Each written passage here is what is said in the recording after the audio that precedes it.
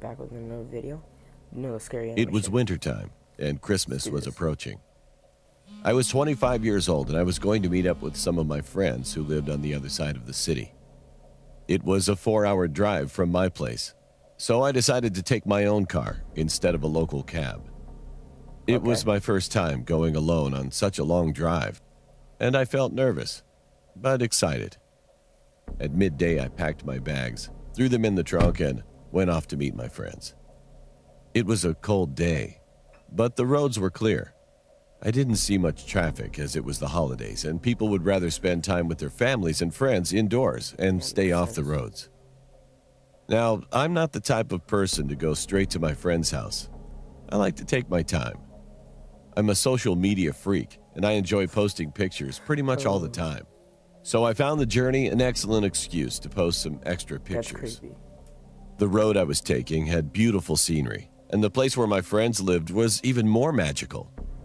I stopped a lot during my ride to take pictures. I was having a great time by myself.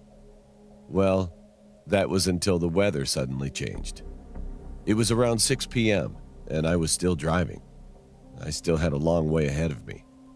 And that's when it started to snow. Not just a dusting of snow, it was thick and heavy. Sunny at what? After 15 minutes or so, the roads were already covered with a few feet of snow. I felt anxious since it was getting dark and I wasn't even halfway through the drive. My car slowed down and I had to force it to run on the empty roads. The heavy snow didn't stop. I decided that I would stop at the closest gas station I could find, but unfortunately, I couldn't find one for a while. An hour later, I finally saw some lights shining from the distance. It was a gas station. I pressed the accelerator, rushed to the station, parked my car, and went inside quickly. Just as I entered, a strong snowstorm started. The gas station had a little shop tucked away with some chairs to sit on. The guy at the counter was an ordinary fellow. He didn't really talk much. He only asked me where I was going in such harsh weather. After that, I bought some chips and drinks and sat down in the furthest chair from him. It was night now. I sat, munched on my food, and scrolled through an Instagram. Then, suddenly, the shop's door opened. I looked up, and a very weird-looking man entered. He had long, greasy hair, was wearing a long coat, and had a very grim expression. I saw him buy some cigarettes, and he sat down a few chairs away from me. He didn't look at me at all. At first, I ignored him, but then he started smoking. Since the shop was small and the smoke filled the air quickly, the shopkeeper told him to stop, but he didn't listen. He couldn't ask him to leave because of the storm, so he didn't say anything else. I, on the other hand, hated cigarettes. The weird guy was looking down, breathing very heavily as he smoked. It was as if he was breathing in my ears. So when he took out his fifth cigarette, I lost my temper and angrily told him to stop. He looked at me for a couple of minutes.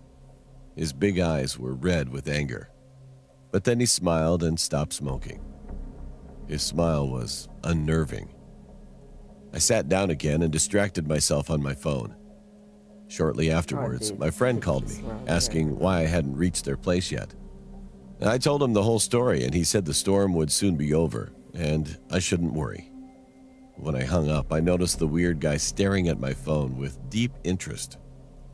I was afraid that he was thinking of stealing it. But to my relief, after some time, he got up to leave. At the door, he stopped, looked back, and screamed loudly before running away, scaring the crap out of me and the shopkeeper. He didn't return after that.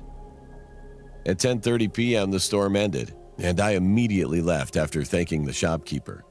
I went into my car, started it, and drove off.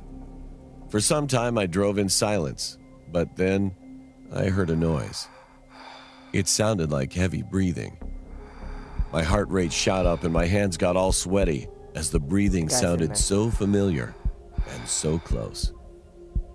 I looked through my rearview mirror and screamed. The weird guy from the shop was sitting in my back seat, smiling at me. I pressed the brakes very hard, got out of the car, and started running. I felt him running after me too, yelling at the top of his lungs. The road was empty, and I felt hopeless as I knew he was faster than me. I only The guy looked back didn't have once his own to see car. him running like an unnatural being and holding a knife in his hand. I increased my pace, still wondering how on earth he got inside my car. I might have forgotten to lock the door when I first left to go to the gas station. Oh my god, dude, really? But now, it was too late for regret. My life was at risk because some psychopath was after me. Then I saw some headlights at a distance. I started waving my hands like a maniac, screaming for them to stop. They did, and it turned out to be my friend. He had come to pick me up as he was worried since I was pretty late and thought something went wrong. I looked back, and I saw that guy was gone. I got inside my friend's car and told him everything. He called the cops, and they arrived shortly after. We all went to my car first and noticed some marks made by a knife in the back seat. The cops couldn't find the guy anywhere. After some investigation, they let us leave. I drove my car, and my friend drove his car back to his place. The cops never found the guy, and to this day, I still wonder what would have happened if my friend didn't turn up that night.